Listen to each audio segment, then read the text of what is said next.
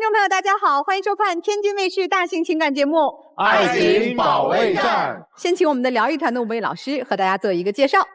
大家好，我是于波红。爱情最怕孤单，要用2颗心去陪伴爱的旅程。春轩并茂，堂弟同心，解读亲密关系当中的情与法，用法律守护真心。大家好，我是天津唐鑫律师事务所主任侯元轩。大家好，我是严品红。遇上爱情，遇见更好的自己。大家好，我是雷鸣。爱情里面怕孤单，这是于老师说的；婚姻里面怕琐碎，那怎么办呢？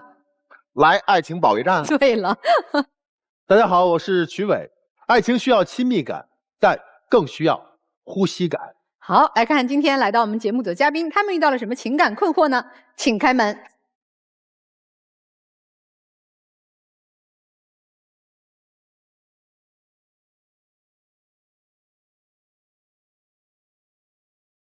本期第一对情感嘉宾，张先生24岁，来自安徽，健身教练；王女士24岁，来自天津，兼职酒吧营销。他们遇到了怎样的情感困惑呢？你们这次来最想解决的一个矛盾是什么？他有一个理想型女神，他还亲口承认过在心里给这个女神留了一块位置，而且他坚持了4年，熬过了2任女朋友，我很受不了。他跟我的2个前女友都成为了好朋友，我们俩一吵架，他就去跟我的前女友们吐槽。我觉得他能跟我的2个前任组成一个小圈子，就挺不可思议的。你对对方有什么不满？他很花心，而且还花得特别理直气壮。我呢是那种高需求恋爱型人格，但他就对我特别残忍，不让我黏他，也不让我小做一起。我对他的工作不满意，我对他的脑子也不满，他满脑子都是情情爱爱的，总是越界做一些让我为难的事儿。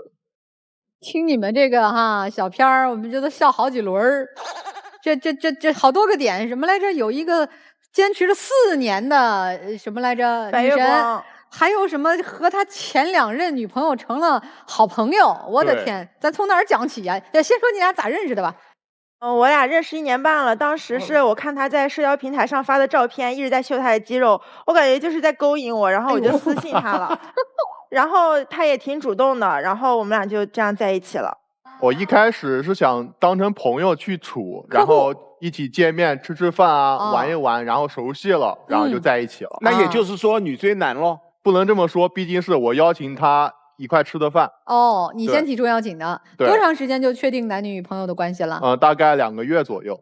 那这后来这怎么他有4年的什么女神？这是怎么回事啊？他刚上大学就认识他白月光了，就特别喜欢那个女孩。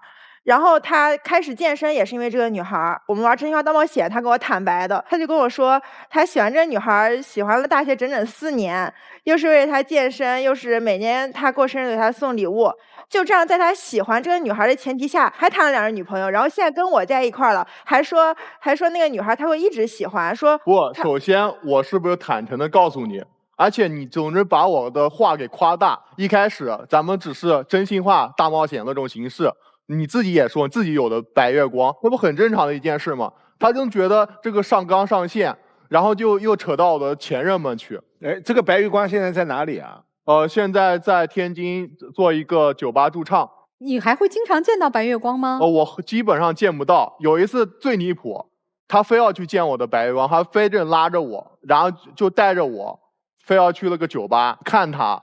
看到了吗，姑娘？看到了。那次不是我非要拽着他去，我不是想怎么样，就是他说完这个事情之后，我就想见一下到底谁能让他这么喜欢，我就只是想见一下他，也不是说1对1的见面，就是他不是做驻唱嘛，我就想在那里看一看他长啥样，听听他唱歌。我也感兴趣，长啥样？就感觉没有我好看吧。哎，有你现任好看吗？各有优缺点。看他这个态度，我觉得他是我男朋友，就别人问我朋友愿和他谁帅，我肯定都会说他帅。我觉得我很坦诚啊。我说的都是实话。那你坦诚一点，你为啥不去追你的白月光呀？喜欢这么多年，他所谓的喜欢和我所谓的喜欢不一样。我可能更多的是在同班同学的时候欣赏他。你欣赏为什么不去追呀？可是欣赏不是很正常的一件事吗？追没追过？追过，没追上呗。差不多。但如果一个男人爱一个女人的时候，他在旁边让你回答这个问题，那一定是我的女友最漂亮。他不是，我要是说我的女友最漂亮，我女友一翘尾巴，我就不好管了。这白月光是真的假的两说着，这就是个战术。我有一个白月光，跟你谁漂亮啊，各有优缺点。我想他想了4年了，为什么要真话说呢？我让你知道你差远了，听话，别不乖哦。我不是这个意思。没事儿没事儿，效果就是这效果。你也见到白月光了呗？他俩也没啥，是吧？不是，到了酒吧之后，他就一直在看他白月光，那眼神都能拉丝了。我什么叫眼神拉丝？我们去酒吧，大家都是去娱乐的，然后上面驻唱，大家不看他看谁呢？他就觉得他你就心里在闲的，作祟。你去干啥呀？他这只是其中一件事，这种事很多很多。我不是专人说他天天挑事，就比如说他从白月光回来之后，去找我的前女友们诉苦，我都不知道他怎么找出来的。然后他就去跟他们做闺蜜、做朋友。有没有考虑过我的感受？这是为啥？这是因为我就很内耗嘛，因为找他白月光了，所以我就想着，因为他2任前女友都是在他喜欢他白月光的前提下谈的，所以我只是去问一下他们的意见而已。就是因为我们有相似的经历嘛，我就想从他那里听取一些他们曾经是怎么面对这个事情的，然后我们就聊了。而且就是在我们俩已经因为白月光吵架的这个事情之后，他们俩居然还有联系。就是我偷偷看他手机，我发现他白月光过生日了，然后他给人家评论说生日快乐，然后什么礼物记得查收，还给他送蛋糕。首先，我和他是普通的朋友、同学、同班4、5年了。他那么多朋友，那么多同学，他全班多少个人呢？就你在给他送蛋糕，显着你了。而且还是在什么前提下？还是在我们已经因为这个事情吵过架的前提下，我们已经因为这一个人闹了很多不愉快了，他还要背着我去跟这女生还要再联系，我不懂得他是在把我放在什么位置，不重要的位置呗。我没有这个意思。他还不觉得自己错了。那我以后我承诺，我再也不去找别人了，找了个白月光了，可以吗？我写个承诺书可以吗？你呀，只要把这白月光这个形象摆在那儿，他只要能让你跟他在一起，他就等于战胜了白月光1天。对，所以受益的是谁？你已经把自己放在了一个雌竞的奖品的位置。在这个同样的模式当中，已经有2个失败者了，他跟2个失败者组成了一个失败者阵线联盟。那俩女孩怎么吐槽的呀？我挺好奇的。要是在他们身上，然后又因为这个白月光跟他们吵架，又是怎么样的，又是这个恶劣的态度，他们早分手了。哦，他们觉得这就是一个越界的行为，他们还说我挺能忍的。行，我再问一下，那2个姑娘为什么跟他分手啊？你不是跟他们做闺蜜了吗？你就吐槽他这个人嘛，就他有的时候就是，两边就是比如说我和他朋友吵架了，他会帮我骂他朋友，也会帮他朋友骂我。然后他前任就是因为这个事情分手，就是因为他前任知道了他在别人那儿吐槽他。其实这些都是小事，主要是因为我有的时候工作没有办法同时照顾到。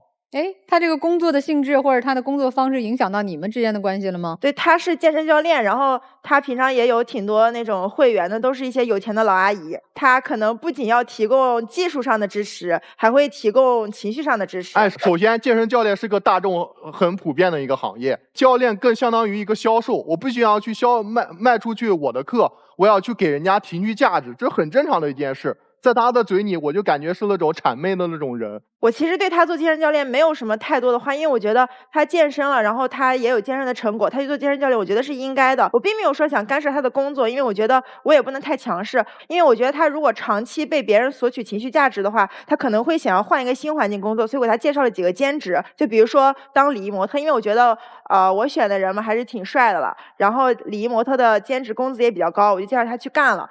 然后有一次他就去我介绍的活动了，我朋友刚好也在，我朋友就跟我说他跟一个女孩组队，然后2个人一起偷懒，然后一起有说有笑，一起玩游戏，还把我送给他的润唇膏，就是我拍照发过朋友圈的，给那个女孩用了。你又开始提了个润唇膏。首先，这个活动是他组织我的，然后我们过去男女两一组，那我们正常休息时间肯定会有交流的。润唇膏怎么回事？其次，那个润唇膏。一开始我们2个组队，那只有我俩了。他找我来借润唇膏，说他嘴巴干，一会活动可能不好看。润唇膏还能跟男生借呢？对呀，我跟他没听说过。所以说了有女生，为什么不问女生借？所以我借给他之后，我再没找他要，我说直接给你了，我不要这个润唇膏了。然后我回去主动就跟他说了。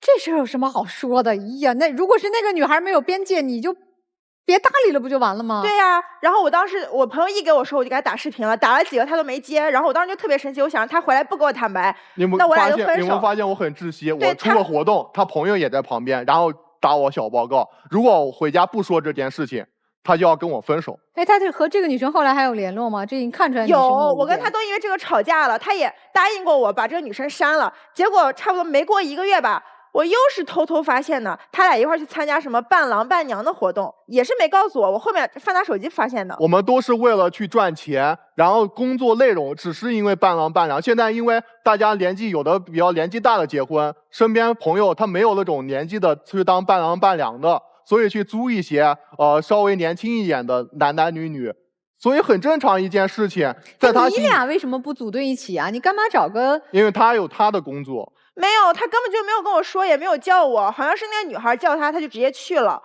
就必须要跟那个女生赚这个钱，删也没删。哎。然后他们那个还挺暧昧的，什么伴郎伴娘要牵个手，一起步入婚姻的殿堂，然后什么闹婚还很这不是暧一个很昧。正常的事情吗？新婚都是这样办的，这又开始夸大了。就非要跟他一起组队，我都让你把他删，你们怎么又联系到一起了？我只是为了去赚这份钱，我每天的工作内容可能不一样，就非要跟他一起赚。这说不清了，行吧？那你的工作你不能让他也参与一下，这样你不是放心一点吗？我的工作我想让他参与啊，就我也是很粘人的嘛，因为我情绪价值就是需求比较高，然后他去上班，我也会陪他去上班，但是我不会打扰他。比如说他跟会员在那健身，或者他自己健身的时候，我就在旁边做自己的事情，所以我也希望他能来陪我工作。然后他之前也陪我去，有一次他在那玩游戏，我就像往常一样撒娇，我说宝宝你陪我去上班嘛，我撒娇好多次，他就一直在那里玩手机也不理我。然后我撒娇多了，那我肯定就来火了嘛。我跟你撒娇，你在这无视我。什么叫来火？那一开始我和他的工作性质不一样，我是白天工作，晚上得休息吧，天天让我去晚上去陪他，那我怎么受得了？我晚上到3、4点才回家陪着他，然后睡觉，早上一起来我要去工作，每天都这样，我怎么受得了？但是也没有每天都让他陪我呀，而且当时我是有点生气，很正常，因为我觉得我被无视了，我觉得你在打游戏，我跟你撒娇，你在无视我，所以我肯定生气啊。我手机我就想着就是那种傲慢一点的小撒娇，我就摔了一下手机。他撒娇，他开始就摔东西，然后最后他摔我，直接摔我身上，然后我当然也生气啊，但是我肯定不会摔他，然后他也更生气，就开始拆家了，把家拆得一塌糊涂，什么锅碗瓢盆全砸了。什么衣服全都扔了，我就砸了一下，就发现我的不满嘛，他就开始暴怒了，他还突然说让我辞职，说酒吧是什么人干的，他之前从来没有说过，我觉得他就是不想让我去上班。你作为一个成年人，你不知道酒吧是什么环境吗？你非要我去提醒吗？我想让你自觉一点，但是你总是觉得，哎，我不说，那就代表我同意，我赞成你。那怎么处理的？这班还上不上了？然后我们摔完东西之后，我就着急上班嘛，我就先去了。我去了之后，我也是在反思我自己，我就想着我回来给他道个歉，我还买了榴莲，我说给他跪个榴莲，就是给他个台阶下。结果回到家一看，他就还在那打游戏，东西也没收拾，这还是我一个人收拾的。又是你找的事情，本来什么事都没有，你该上班，我该休息休息。好了，你现在非要搞出来一段事，然后你去上班了，让我一个人在家在这默默的收拾，默默的舔伤口，凭什么？哎呀，都计较的话，那还真是不知道凭什么。这你们之间有共同的朋友吗？除了前任，有共同朋友怎么看待你们俩的关系啊？其实这些朋友原来是他的朋友，他朋友比较多，因为他原来特别喜欢参加什么聚会啊、什么吃饭呀、什么的，然后他就有很多朋友。但是他每次参加聚会都不带我，而且他每次和朋友聚会就爱喝酒，喝完酒之后就跟他朋友在那骂我，说我什么矫情，说我作，说全世界围着我转。说首先我和我的兄弟朋友们都是男生，我怎么带他？那我给他打视频电话他也不接，不是？哎，我哪里来的安全感？他跟那个朋友抱怨，你怎么知道的呀？我有一次我遇到他一个朋友了，我还给他打招呼，我说 hello， 然后他那个朋友翻了个白眼就直接略过我了。然后我后来也是从他们口中知道的，然后我就想跟他们处好关系，我就想办法加到他朋友微信了，我就传了几个角，然后给他们送了点礼物啥的，然后他们也跟我玩的挺好。我感觉你是在贿赂我的朋友们，你在敲我的墙角。不是，这不叫跟你的朋友搞好关系吗？这都什么想法？那我天天和她的闺蜜去玩了吗？那还是因为你啊，是因为你让他们对我有个坏印象，我只是不想让你身边的人都讨厌我，所以这帮朋友都对你后来就觉得改观了，就觉得我不是他嘴里说的那种，觉得我人也挺好的，那就该觉得你有问题了吧？你看，你有没有发现他一直在孤立我？从一开始什么那些同事啊、朋友啊，然后再到我这些，都慢慢的让他们站在他的角度。前任也在骂我，然后朋友们也在说我。你们的父母知道你们谈恋爱吗？知道的。父母怎么看呀？一开始我父母还不知道，他直接跳过我，又去找我的母亲。啊，怎么能跳过你找到你妈妈呢？就是从我的朋友们，然后又开始，你就主动说：“阿姨你好，我是谁谁谁女朋友。”我妈当时都一脸懵。当时是啥情况？我感觉我们的生活其实就是挺平淡的，而且我们工作也有时间差，就是我们每天都是在很疲惫的一个状态，所以就是太平淡了。我就想着我偶尔作一下呀，就是是不是能给我们的生活添加一些小情趣。而且一开始的时候他是默认我这种作的，比如说我们出去玩，我穿个高跟鞋，他会主动给我脱下来，主动背着我走。结果最近就是我想让他背我一下，他就开始骂我，他说我有病，他说我穿什么高跟鞋？哎，不是，一开始咱们去一些需要徒步爬山的一些活，你非要穿高跟鞋一次两次，我说下次别这样了。他每次出去都要穿个高跟鞋，走两步又不行了，又要去背，又要去拿。那时间长，我就觉得他脑子有问题。我们出去玩，我肯定希望我自己美美的呀，我就觉得我穿高跟鞋好看，穿高跟鞋还能修饰腿型，我就喜欢穿高跟鞋。他原来都可以包容我的，现在就包容不了我了。而且还有我点外卖，他说我非逼他吃我剩菜，我每次就是比较喜欢多点一点嘛，这样的话也是心疼他呀。我看他这么大一块，我就想让他多吃一点嘛。首先，我是一名健身教练，我对吃的肯定专业的。其次，我的大学专业也是一个食品。然后我就很了解，因为我跟他说我最近要减脂，我吃的肯定少。你有的时候你只要点你自己的分量就可以了。他不听，永远没听过，永远都是这个吃一点，那个吃一点。好了，剩下的你全吃了吧，我肯定也吃不完，对不对？那你这找他妈妈是怎么个做法呀？然后后来还有一件事情就是朋友圈。就是他原来都会直接从我朋友圈拿图发朋友圈，还说什么宝宝今天特别萌啊，就是那种甜言蜜语，然后就给我哄得心花怒放的。然后现在可能就是谈的久了吧，他可能没兴趣了还是怎么了？我让他发朋友圈，他才发，而且我让他发哪张图，他就只发一张图，文字也没有了，什么也没有了，就跟不是我让他干嘛他就干什么，就跟机器一样。在一块的时候，我们都是学生，每天就上课。睡觉、吃饭、秀恩爱，那不很正常？每天天天发，对吧？到我现在工作了，我有自己的领导、长辈、朋友、同事，还有我的客户们，我天天还去搞了一些朋友圈，天天去秀我的恩爱。首先展现出来我这个人有自己的能力，我就感觉很幼稚的一面，然后呈现给我的客户，就感觉客户就觉得，你这我只知道他有一个对象，剩下的我什么也不知道。你根本就没有像以前一样了，你原来是特别喜欢我的，你才会一直发。你现在你都不发了，我要求你才勉强发一下，你这不是变了是什么？然后他就觉得我这样说他，就觉得我是错的，觉得我在情绪上面霸凌他，觉得我是在虐他，觉得我这么对他是因为我就想玩他。你本来就是每次都跳过我。你看你跟我妈说的什么？你的什么出身，然后又怎么样怎么样？他之前跟我说见了家长就90%就要结婚了。他不是说我在玩他吗？不是说我在虐他吗？我就想跟他展示一下，我有跟他走到最后的决心，我愿意见他父母，我愿意跟他一辈子绑定。然后我就是加了他妈妈嘛，然后我还做了个 PPT， 就是想介绍一下我嘛。我就先说我的优点，我是985的，然后我钢琴也是10级，然后啦啦操也是省级1等奖，然后数学强力计划也拿过国奖，然后还有这个又会弹古筝，又会弹琵琶。然后我现在也会接一些只有恋爱脑呢。我觉得我就是个追求极致的人，我做什么都要做到最好，包括恋爱。对啊，所以我就跟大家战略比较强。你知道他的背景多好，天天去酒吧待着，我感觉他根本就没有上升空间。你学什么专业呀？我学电气自动化。那为什么去酒吧里去做兼职？他白月光不是也在酒吧吗？而且你看他多偏执。稍等。而且你是为了那个白月光，然后。而且就是恰巧就知道了这个酒吧特别赚钱，然后我刚毕业，我如果从事自己的工作的话，可能就是死工资5、6千，但是在酒吧就赚的确实挺多的。当然，我给他爸爸妈妈除了介绍我的优点，也介绍我的缺点了。我也说了我特别粘人，我占有欲强，我老是想我对象陪着我。但是他妈妈也都特别理解我，他说小姑娘都是这样，她也是从这样过来的。就是这个小片当中，男生说一个说他现在就满脑都是情情爱爱的哈，对，是吧？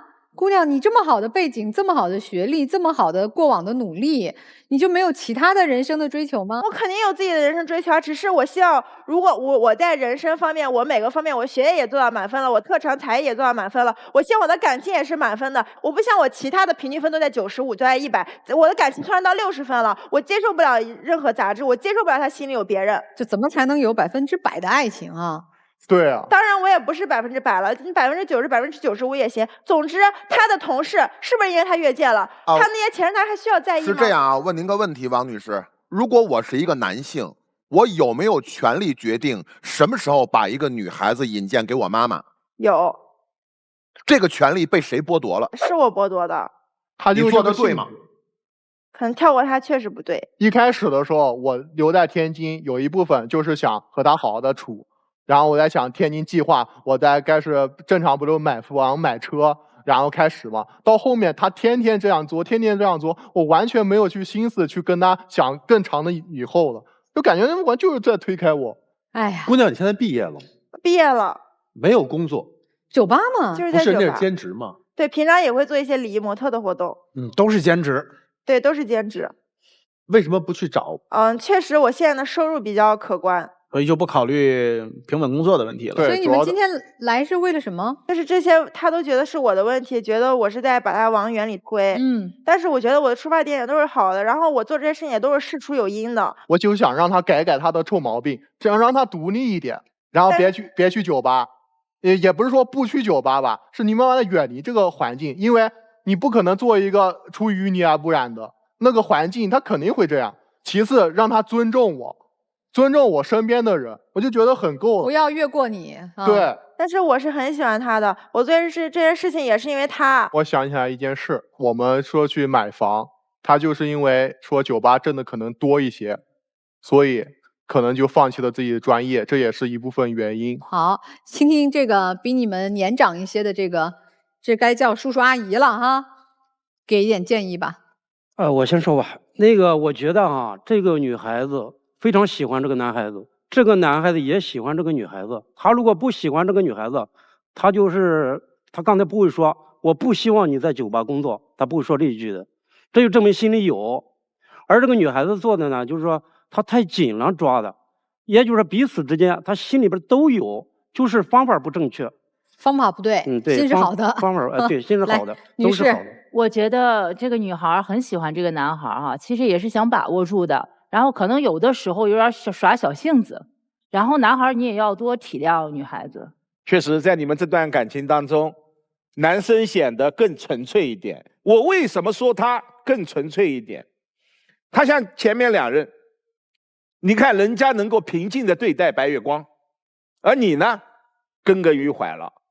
说真的，天下绝大多数男人心中都有一个自己的白月光，有的不是现实的具体的人，有的就是现实的具体的人，但大多数是深深藏在自己内心的。只不过他坦荡，都告诉你，这是他的自信。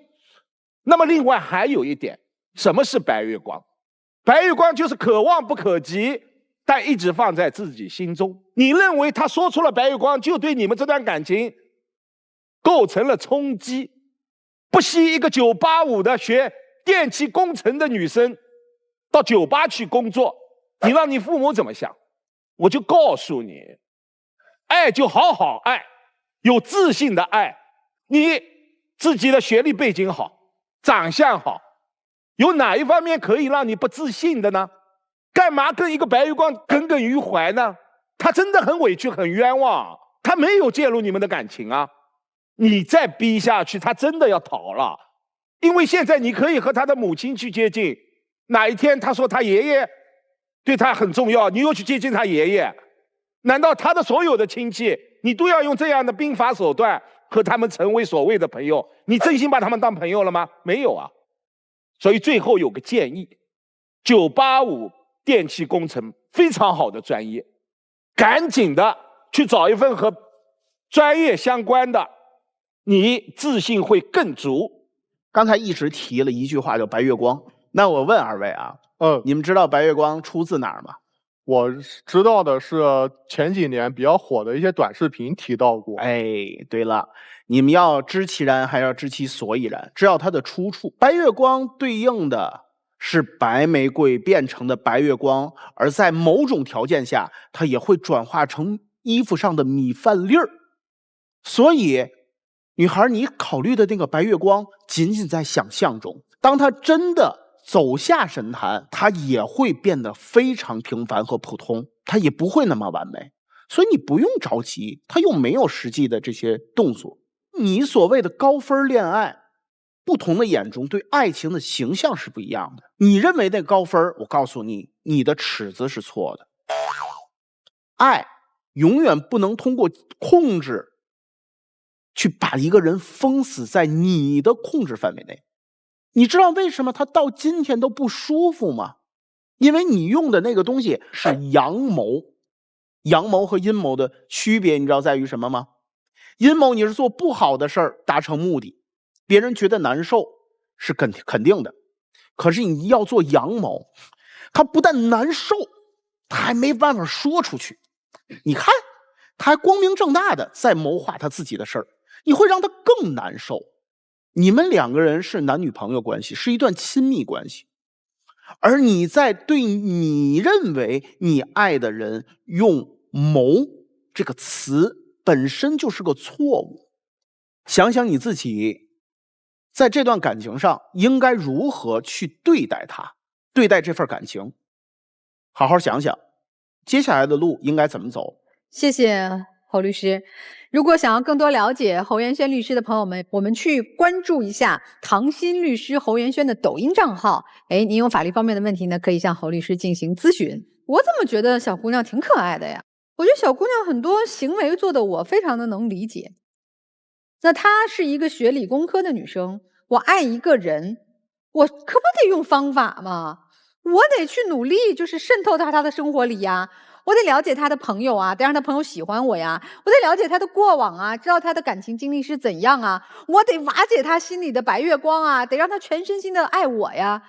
我不理解的是你一个成熟的男性在恋爱的时候，你像刚才于老师说了，可能很多男生包括女生心中可能也都有那个白月光，或者是说曾经哪怕是偶像，对吧？那有几个人会跟现任堂而皇之特别坦然的说，我就喜欢他，而且这个就是他是哪个班的，哪个级的，哪个学校的？谁会这样啊？谁敢这样啊？如果这个男生心心念念爱着一个女孩，他还敢提她的白月光，他赶紧把她裹吧放在角落里，千万别拿出来，千万别让人知道。你的这个行为就造成了他不能够自制的，不能够控制的去和那个女孩比，去找寻说我怎么能够比这个女生更好。这个竞争关系本身就不存在，那是他的心魔，甚至那是他的伎俩，他的方法，他的攻心计，他让女生们知道我心里永远一个你比不过的人，得不到的永远是最好的，那是假想敌。人家那个女孩早就拒绝他了，他不是不想跟人好，没追上。姑娘，我觉得你及时醒悟吧，那个假想敌不存在。他优秀也好，不优秀也罢，和你和他都没有一毛钱的关系。男生我觉得啊，不管你跟他能不能走得长远，你要如果想收获一段稳定的彼此滋养的感情，你不是也觉得被折腾了吗？是吧？你也不舒服吗？最后是不是你也觉得自己被孤立了？他又这么高智商高能力，人家想和谁搞好关系，迅速瓦解你的关系，立刻让你妈妈觉得这姑娘真不错，立刻让你的兄弟们全倒戈向她。所以她高智商，她高能力，你不要得罪她，你赶紧把你的白月光收一收。你有什么白月光呀？骗小姑娘得了，你把这些事情做在先，她至于那可怜巴巴的费尽周折去做这些事儿吗？我的前提是你认准这个女孩，如果你觉得她也挺麻烦的，和你也不匹配，对吧？她的好多出于好意，却造成了你更大的压力和孤岛，那干脆就算了嘛。所以怎么走？你们自己选，但是自己选的路就要在那个相对让大家更愉快、更感情好的方式上去往前走啊！不要这个左右互搏，都会让自己觉得很内耗。工科思维吧，就是我只要搞定一个 project， 我就得升级。1.0变2.0， 2.0变3.0， 3.0变4.0， 你已经在升级了啊！最开始只是搞定前女友，然后就搞定哥们儿，然后升级到搞定他爹妈，所以它是一 project。哎呦，我倍儿害怕！你刚才雷老师说完之后，你知道我现在想什么吗？我觉得是不是咱们今天这个节目也是一个 project？ 你们这些男的能有点气度吗？一小姑娘就为了喜欢你，多用点方法，把你们给吓的。也是一种宣示主权的方法。哎呦，我的妈呀！我跟你讲啊，吓的这你们这些老爷们儿，哎，我不听你们说吧。不是，为什么我想起这个来了？你啊，一件事情做成了之后，你会把它迅速的降低它的挑战价值。你当年考那个高学历那个专业，当时你能把它拿都95分，那专业你爱吗？爱是吧？不如酒吧一个月晚上能挣多少钱，对吧？没劲了。我拿到了，我用那些成绩，那个985，我证明了我优秀，没劲了。我得谈一优秀男朋友，我得在他心里证明我优秀，我得搞定他。什么时候搞定了？结婚了。结婚了之后，娃一生，你该升级了。就是我们要弄明白，我们谈的是爱情，我们过日子，我们要尊重对方是对方。你把它当一项目完成似的，不能这样。所以是这样，我的意见是，咱们谈的轻松一点，好吗？我问一下，你就惦着娶她了是吗？哎，你就惦着嫁她了是吗？人家说我是老爷们儿，我接得住，你们接不住是你们的事儿。不是，就是人啊，我不怕。人在说自己，瞧把你们吓的。人在说自己接得住之前，往往不知道自己要接什么，就说我接得住，可以，就是祝二位百年好合，行了吧？他以前说了吗？除了你谁都不娶了。他以前说了是吧？那行了，那怎么操作都是家里事儿了。那我就做一假设，这假设问题啊，你们谁会提出分手？我不会。我可能。分手无效。你分手你提出来，但你分不了。他会有很多种方法让你走不了，因为你所有的东西都会在他掌控之内。你允许他因为被你的窒息，被你的这种控制窒息的而远离你吗？我允许他远离我，但是我也会做出一系列的举动，比如说所以你会把他再追回来。对，他永远不能逃出你的手心是吗？他可以逃出我的手心，但是我会一直追着他的。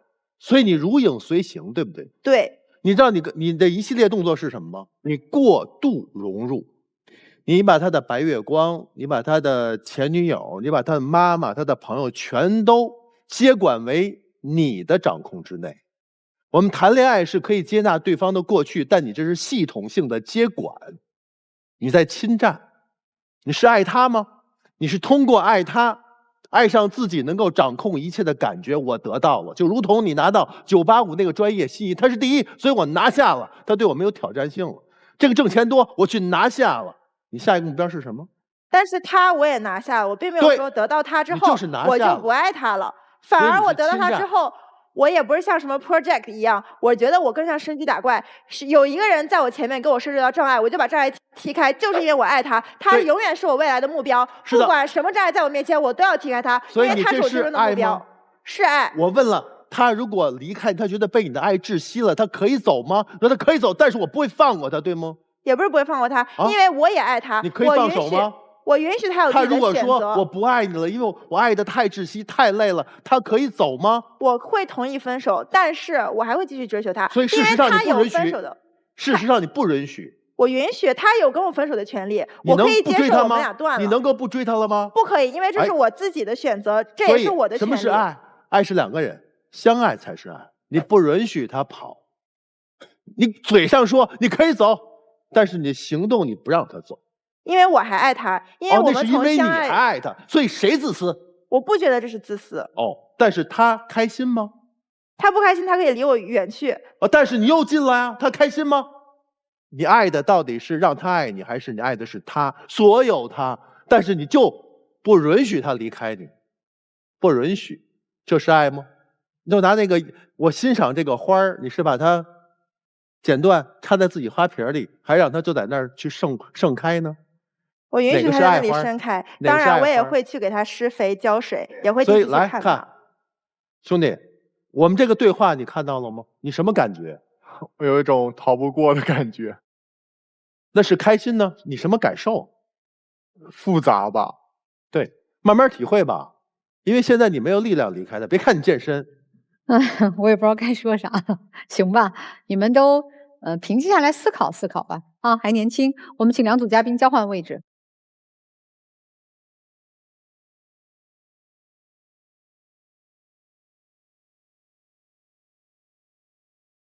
本期第二对情感嘉宾，刘先生48岁，河北汽车租赁公司职员；王女士43岁，河北保险销售。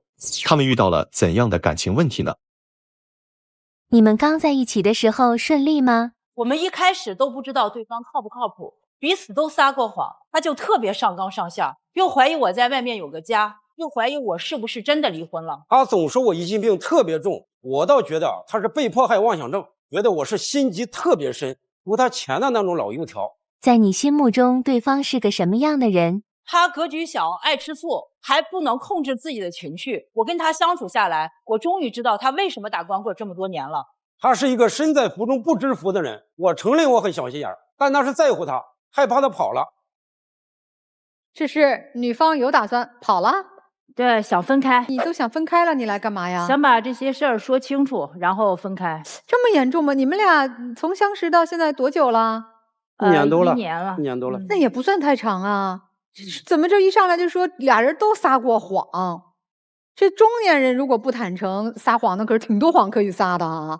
你们撒了啥谎了都？我们是相亲的时候认识的。他当时呢，他说他工资呢1个月开15000，其实呢他的实际工资呢也就是开8000啊。收入撒谎了。对，从收入上。我当时也是为了要面子。从收入上撒谎了，然后还有一个呢。我这边呢，我也撒谎哈，就是因为我呢，现在跟我闺蜜我们在公司旁边租的房住的，我是有房的啊，但是我给她说的时候呢，是我没有房子，因为我毕竟是离婚的，还带着一个儿子嘛，所以呢，就是说我很慎重，我怕受骗嘛，所以我也是我们之间都有一种欺骗吧。男士什么时候发现他这方面骗你了？这就是接触时间长了嘛，后来慢慢的就彼此之间也坦诚了。我不是图钱的，我就是在意他在意他这个人。他是一个特别会来事的人啊。我们刚开始认识1个月的时候，他就开始给我买奢侈品，因为我是做销售的嘛，然后花了3000多块钱买了一个名品夹，花了一个4000块钱，将近4000块钱吧，买了一支钢笔，然后让我签单成功嘛。就是一个特别的会来事儿，但是呢，他1个月才挣这点钱，就是等于是都花了。所以我感觉这个人有点太虚荣了。啥时候发现他不是挣15000，是挣7、8千呢？接触过一段时间，在聊天的时候，然后发现的这个问题。我觉得就是从工资上吧这一块儿也是有一种那个。我当时也是为了爱面子，送这么贵的礼物也是虚荣哈，虚伪哈。对啊，然后后来他就是为了就是讨好我嘛，最后就是东拼西凑凑了那么5万块钱，给我意思是首付买辆车。然后他的心意我领了，但是我就给拒绝了，因为我们现在毕竟是在处朋友嘛，是吧？我也不想就是要人家的东西。买辆车首付5万还要东拼西凑啊！当时我也挺紧张的。干嘛紧张了？当时我也没多少钱。不是你不是也没有结过婚生孩子，是要照顾父母吗？是的，是的。对，后来相处多一段时间以后呢，就知道他也用钱的地方也比较多。然后呢，还有一个问题呢，就是他老是怀疑我，就是我没有离婚，他老是想看你的离婚证，因为我离婚好多年了。其实那个离婚证我早就没有了，但是呢，为了就是再证明哈，因为你要离婚证嘛，我又回了一趟老家补办了一个嘛。我当时想的可能比较多，我想我给他谈恋爱吧，他万一要是没有离婚呢，是不是啊？那女士是做了什么事儿让你产生了这样的想法？我觉得他老是不接受我对他的好，我就有点怀疑。他这个人呢，猜疑心很重啊。然后就是前段时间嘛，就是我前夫给我就是邮寄了，就是送了很多的那个干玫瑰，知道我喜欢喝茶嘛，他就看到了之后呢，就吵起来了嘛。因为我们在离婚之前嘛，我们一起开了一个物流公司，那会儿是跟我朋友一起合开的。我朋友这边呢是丁店，他占50%，然后我跟我前夫是占50%，因为现在就是我们的生意也不太好了嘛，现在分红也分不了多少了。他前夫老是过来查账，谁知道他干什么？然后呢，还送玫瑰，当时我心里不得劲儿。然后呢，那个后来他说那个你赶紧撤出来，就意思就是不让我做了嘛。你撤出来之后，我到时候我把我公司的1半给你。他现在1个月不是挣8000嘛，意思是给我4000嘛。然后最后也就是撤出来了，是这样。我让他撤出来的意思就是你别跟你前夫有藕断丝连，有什么？有生意上的事，经济上的事是吧？又是玫瑰啊，他也是比较来往啊，干玫瑰，那个不是玫瑰花，不管是什么玫瑰，我听到玫瑰我就受不了。他还有啥其他吃醋的这个？除非我送给他吃醋的地方还有，比如说，因为我们是做销售的，然后我跟客户有的时候打电话呀，或者说话呀，我是比较柔和一点，然后我跟他说话呢，有的时候就比较强烈。所以他就跟我吵，就说我态度不好嘛。有一次我们出差呢，我们去杭州，我把手机呢放在那个房间的桌子上了，然后我就去干活去了。电话响了好几声，我没听见。后来我出来截的视频，当时呢，因为我手里拿着东西，我就在左顾右盼嘛。他就怀疑，他说这房间里是不是有人？更可气的是，第二天就直接到杭州来了，那么多的同事哈，就看到感觉就特别的不好，就过来感觉是抓人似的。当时俺俩开视频，他东看西看，他拿着。你是吧？你看着我，你看着我在手机上看着我在，西看那也是手里拿着东西。咱俩正常说话呀，但是我不知道当时什么情况啊。你不觉得他不尊重你吗？对呀，对呀，他有的时候他做的这个事儿确实是很极端。你知道还有一次，就是我们一起朋友聚会吃饭的时候呢，比如说我跟那个男同事说话说多了，然后呢我们有点就是表情上的这种交流嘛，他下来就是说，哎，他对我有什么想法？我们之间是不是有什么？我说能有什么？大庭广众之下，他也在，他在，因为我们是在沟通业务。那这个世界上除了男人就是女人嘛，然后他们之间的，所以他这个就是彼此的眼神看的太暧昧太大了。还有一点呢，啥叫暧昧啊？您给我说说，先生。哎，怎么样？哎，这一直盯着对方。他还有一次说话不盯着对方，说咋着？看鞋不看脸，看着脚。反正我很难受，这个心里。你在旁边是吧？他的意思就是跟人家就是说话有点说的多了。然后有一次那个我们同事聚会结束了。大家有的人喝多了以后呢，其实我是好意，因为就剩这几个人了吧，我就说我把他们搀着，然后送到外边，然后他们就走了，就是我就搀着的这一个过程。不是你当时搀着谁呀？然后正好他过来，然后过来看到了呢，就说我跟我们之间有什么？你搀着谁？搀着几个人？你说说。搀了2个人呢。搀了2个人，2个男的女的。不是这喝多了还分男女吗？他喝多了站不稳。不是他要是搀女的，他站那都无所谓了。搀男的，他就是摔地上，你也不要去扶，我就是这么想的。搀了2个男，搀了2个男的，一个女人搀了2个男的。那我当时我看到这一幕，搀一个男人，我觉得有可能。搀一个没问题。你说同事喝了几个同事几个都喝多了，就是送走，这事儿怎么收场的呀？他就是就吵起来了嘛，当场就吵起来了。不是把他们送走之后就吵起来了嘛？他看见了嘛，就吵起来了嘛。好吧，那我相信女士肯定和异性没有什么。对吧？我们只是工作或者正常的社交礼仪，也说过无数次了哈。他还有一次呢，就是把你的那个视频想要放到我的那个手机朋友圈上面那个图片上，特别的幼稚，大家看一看。我给他一个小视频，放到哪儿？放到你朋友圈放到那个朋友圈上面那个背景啊，来看一下。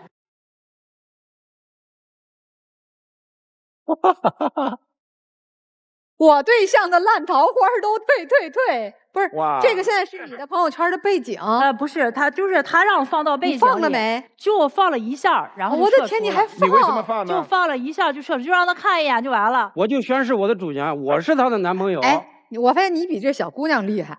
小姑娘没要求男朋友那个朋友圈什么拿你当背景吧？学会了，学会了，很漂亮。这是不敢学，不敢瞎学，没办法，因为他是干着工作嘛，干着工作客户比较多。后来我就不可能放的。不可能放的，就给他说了一下啊。然后还有一次，就是因为他这个人呢是一个特别大男子主义的人，也没有结过婚嘛，一直也是单身状态。在谈的过程中嘛，他的意思呢就是说也不想结婚，就想订婚，就想把他那套房子嘛写上我的名字，意思是就先这么过嘛。因为我这儿呢，毕竟有一个儿子吧，现在也要上大学了。他这儿呢，意思是将来等孩子大点了，然后我们慢慢老了以后。让孩子给我们俩养老送终嘛，是吧？我觉得他想的有点多。我当时也是开了个玩笑。那你想让他的儿子将来也孝顺你，对是吧？对，为啥也喊我爹啊？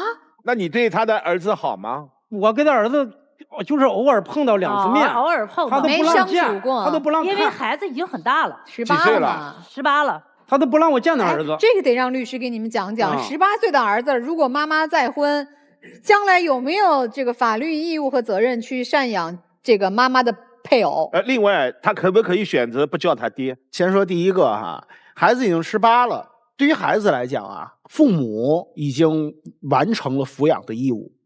那在没有抚养关系的这种继子女之间，人家是没有法定的赡养义务的。第二个哈，我告诉你，所有的继子女和继父母，哪怕是小18岁以前几岁的孩子，叫不叫那是你自己心里的问题。他没有法定的义务，明白吧？所以这事儿不由女士来定。是的，这个决定不了啊。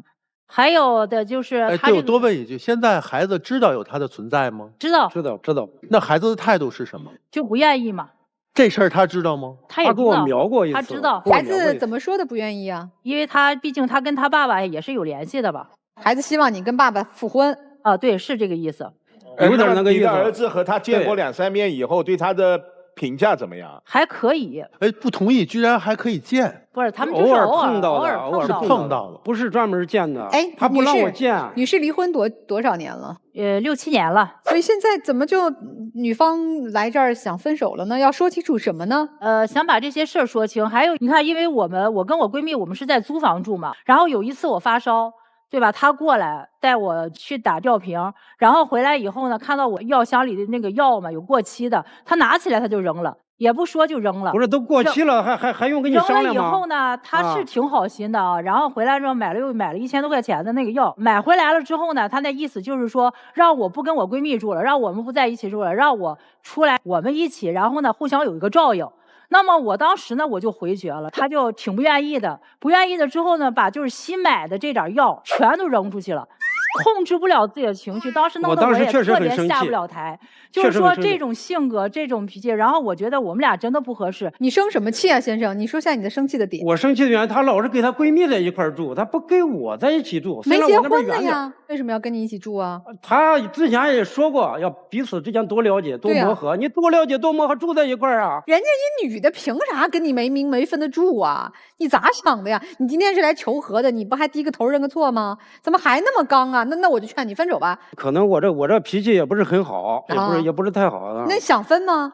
不想分。不想分，你准备怎么去改变一下自己呢？让人家觉得你还可以。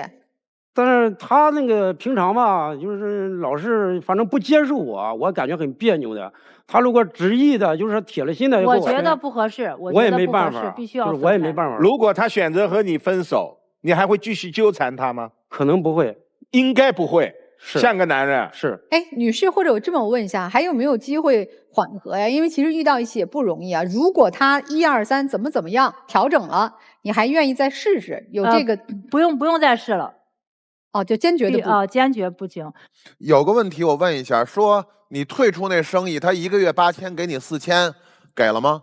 就给了1、2个月。一是因为我用点钱，再就是后来我们感情上这个分裂越来越大。需要还吗？他们要分手这钱，得看这个钱的性质，属于赠与、属于借款，还是共同生活的款项。他这附条件啊。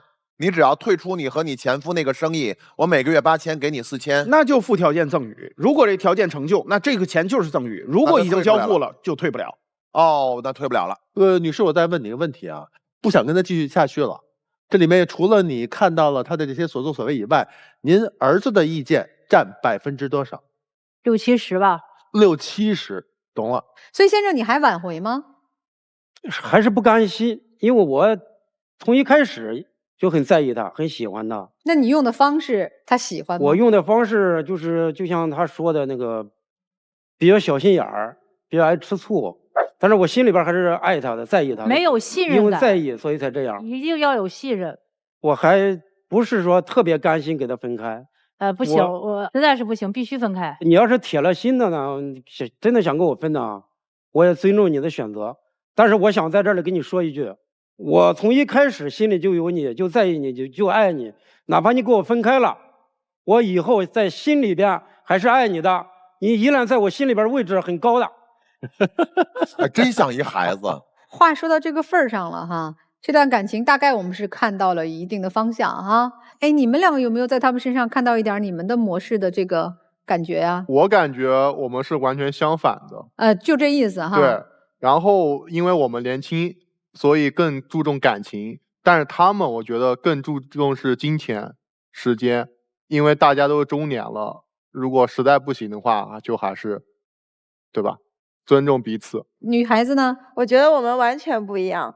首先说到一开始的欺骗，我觉得在不涉及原则性的情况下的欺骗，我觉得是可以理解的，因为我并不觉得有人会对一个并不知根知底的人对他掏心掏肺，把自己的底全部都交给他。其次，这个男生对这个姐姐的不信任，并不是因为这个姐姐做了什么事情，相反，我们是因为我对象做了一些我觉得越界的行为，所以我才会产生不信任。而这个大哥他是完全无理由的开始不信任，开始猜忌，并且还在彻底的干预这个姐姐的生活，从她的工作到她和谁住。但是我呢，对于我的对象只是介绍兼职，或者说我们同居也是我们2个人都愿意的，所以我并不觉得有任何相似的地方。最后一点就是我能认识到我自己的错误，我能够服软。但是这个大哥在知道这个女孩已经想离开他的前提下，他并没有服软，还是就是保持自己高傲的性格。我并不觉得这样的一个男生能够带给这个姐姐幸福，所以我觉得这个姐姐她离开是有原因的。你真是这个学习好，1、2、3、4、5、6哈，这解题解的，你这个好好工作吧哈，就别老贼着他，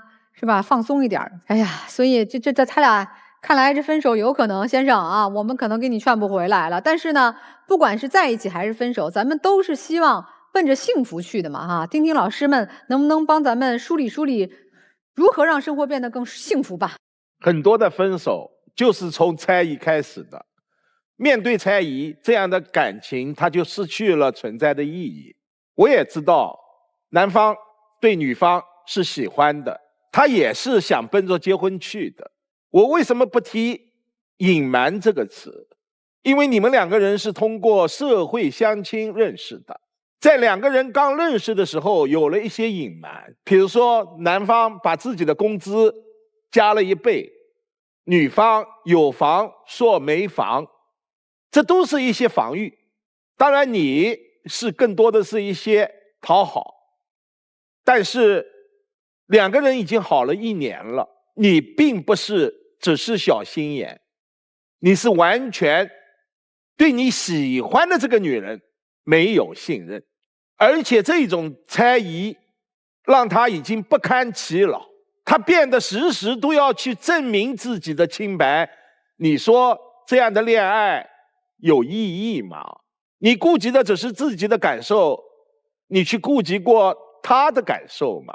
中年人的恋爱和年轻人的恋爱还真不同，可能我们更多一些现实，更多一些务实，甚至更多一些功利，我认为是值得尊重的，甚至有一些目的性。因为尤其女方经历过一段婚姻，她明白维系幸福婚姻的核心是什么，她想要再次走进婚姻，她渴望得到什么，所以她选择和你分手，并不是对你的伤害，而是对自己的负责。所以你们2个人是没有把我变成我们的可能性，但是尤其是男方也是一些对自己的提醒。毕竟你没有走进过婚姻，以后还会继续去找对象，你这样的一种打开方式，没有一个女人会受得了。我今天就想聊的问题是什么呢？我觉得在这段感情里，我并没有看到哪一方有错，是观念的问题。你要知道，我想跟男方要提啊，你要知道一个再婚的人，他们见过了很多，也知道了很多，所以他们需要为自己后半生做谋划，甚至为自己孩子做谋划。首先他怕有负担，我再一次的婚姻，我之后要解决孩子的问题，解决身边人的问题等等的这些负担。还有呢，是你给他增加的负担。真的，你给他的这些东西太窒息了。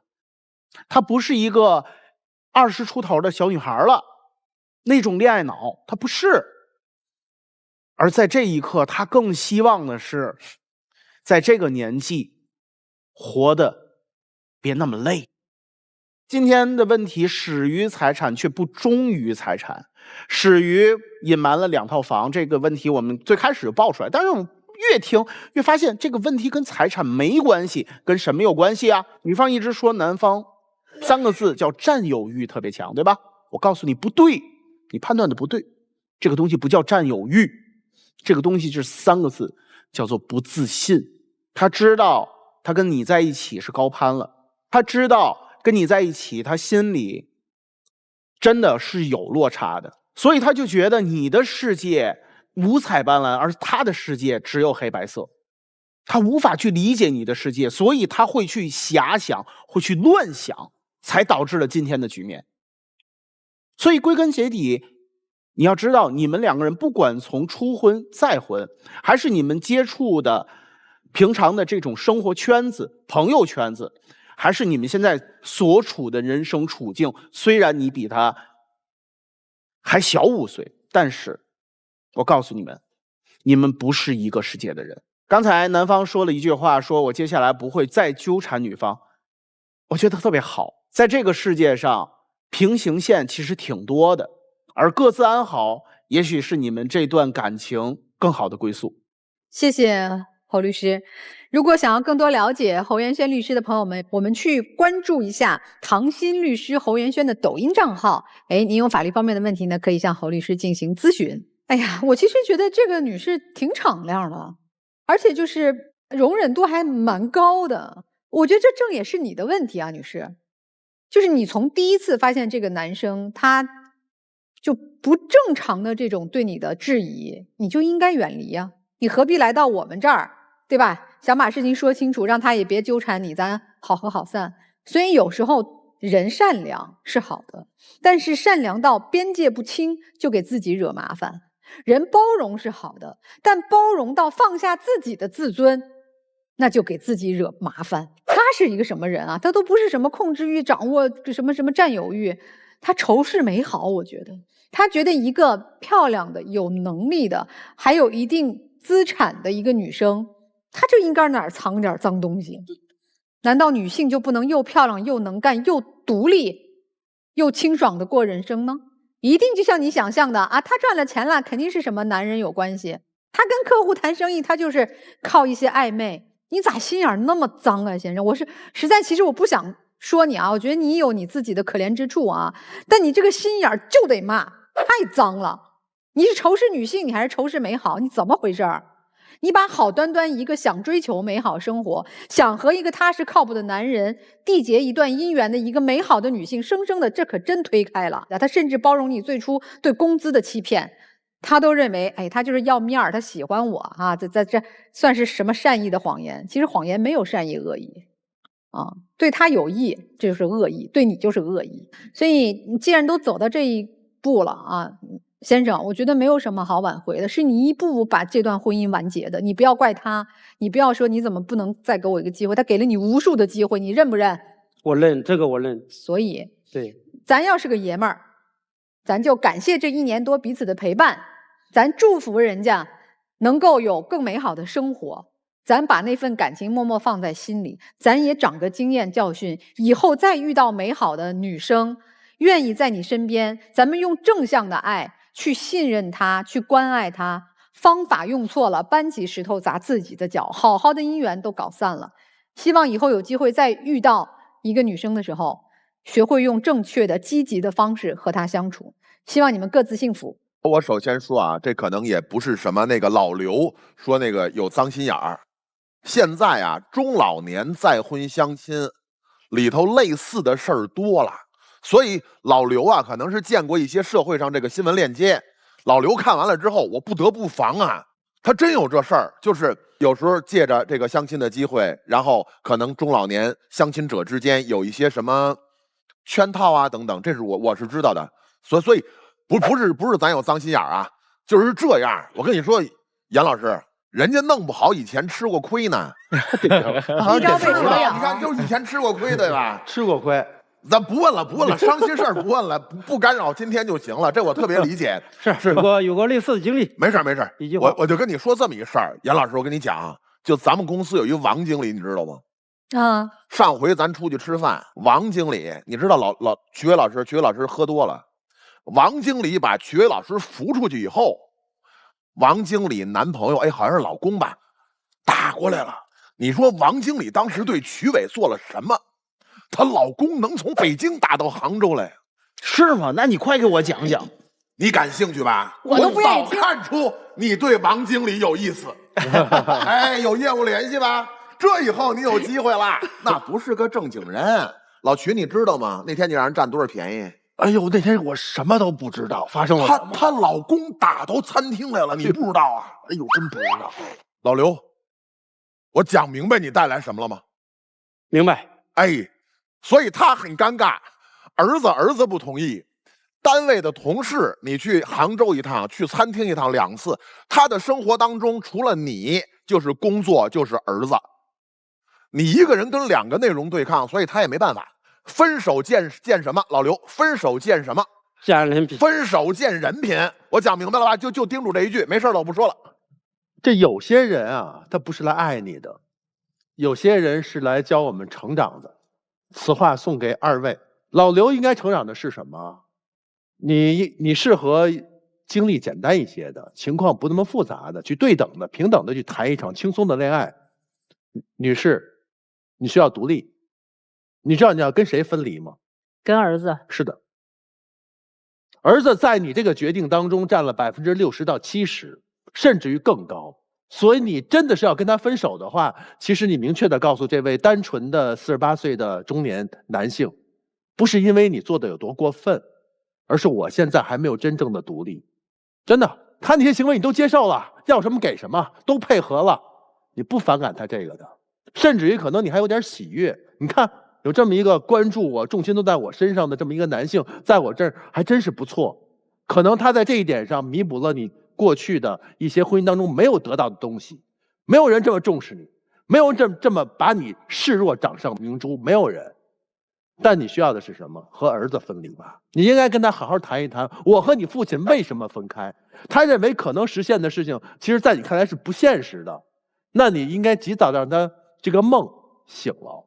你告诉我，你看上这个男人，还是看上他对你的这份执着的付出？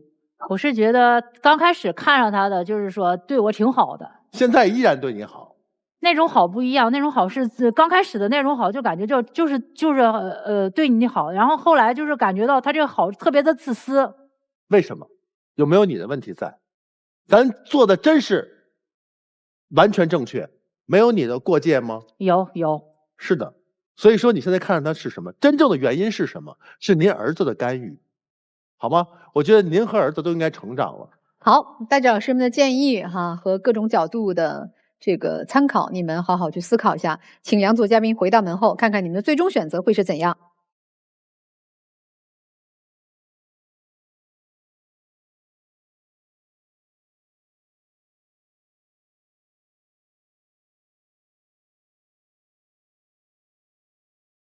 电视机前的观众朋友，欢迎登录腾讯视频、优酷视频收看节目的完整视频。登录微信搜索“爱情保卫战”官微视频号。那在每天晚上的8点到10点呢，我们导师会来到直播间解答您的情感困惑，还有机会连麦互动。那同样有情感困惑的观众朋友，如果想来到我们的节目呢，有非常简单的方法可以找到我们，可以通过登录微信的“爱情保卫战”官微视频号和公众号和我们取得联系。记得我们不收取任何的报名费用，小心被骗。好，我们来看一下第一组小情侣，他们的选择会是怎样呢？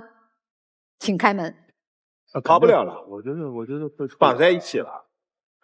他跑不了。哇，你看，欢迎两位，拽得紧紧的。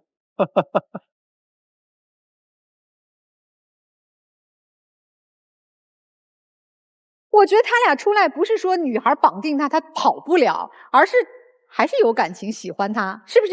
一个有感情，另外你真的多一点自信。他那姑娘笑的，哎呦，其实我觉得他不会跟我分手的，因为我真的很喜欢他，他也知道我特别喜欢他，然后他平常对我也是特别好，所以我其实对我们的感情是有自信的，就只是可能没有太多安全感嘛，就是可能其实一开始我想要的也不是很多啦，就只是希望他在我身边，但是可能就是想要的越来越多，想要他世界只有我一个人。老师们说的改方法好吗？好不好？给他更多的空间。另外还有一个电器自动化非常好，能回吗？但我和你们观念就不一样。年轻人，我觉得在我年轻时候，我想做什么，哪怕我想去看世界，哪怕我我都可以啊。我认为一个985学电气工，我们叫爱情保卫战。着什么急啊？再过3年5年的电气自动化的就不能去工作了吗？我支持你啊，姑娘，想做什么做什么，大胆的去做，只要是安全的、健康的都可以。美好发生，怎能不看？让我们就进入中国广电真情时刻。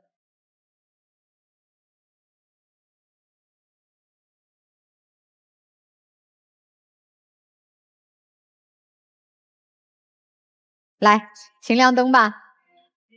还是挺甜蜜的小情侣的哈，希望你们幸福开心，找到适合自己的方式去好好相爱。再见啦。好的，谢谢老师。这边。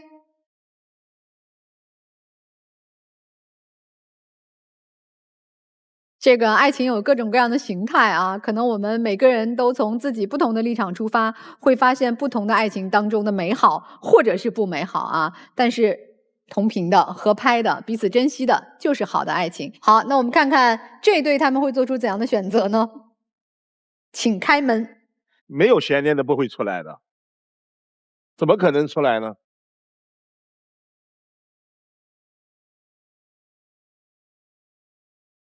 哎呀，所以没出来，也许就是好事儿哈。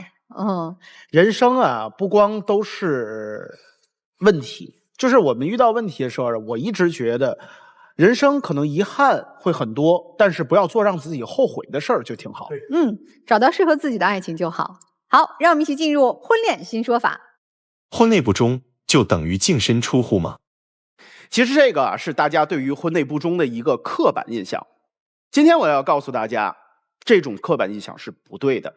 其实遇到了婚内不忠，我们很多朋友都希望通过净身出户去解决这个问题，但是心情我们能够理解，可法律上可不是这么说的。首先我们来说婚内不忠的几种情形，一般的就是婚内的背叛行为。当这种行为严重到一定程度的时候，有可能会演变成为与他人同居和重婚的情况。那不同的情况到底对应的什么样的法律后果呢？一般的过错行为可能在分割夫妻共同财产时，法律会对于无过错方予以照顾。可当你的程度已经到达了重婚与他人同居的这种程度的话，那么另一方在提离婚的时候可以找你要损害赔偿，也就是我们常说的精神损失费。那法律上到底有没有净身出户呢？民法典第1092条规定，在夫妻关系存续期间，夫妻一方有转移、隐匿、挥霍、损毁、变卖夫妻共同财产，或者虚构夫妻共同债务的情况，那另一方在分割夫妻共同财产时，可以主张对方少分或者部分。感谢老师们的分享，电视机前观众朋友的收看，我们下次节目再会。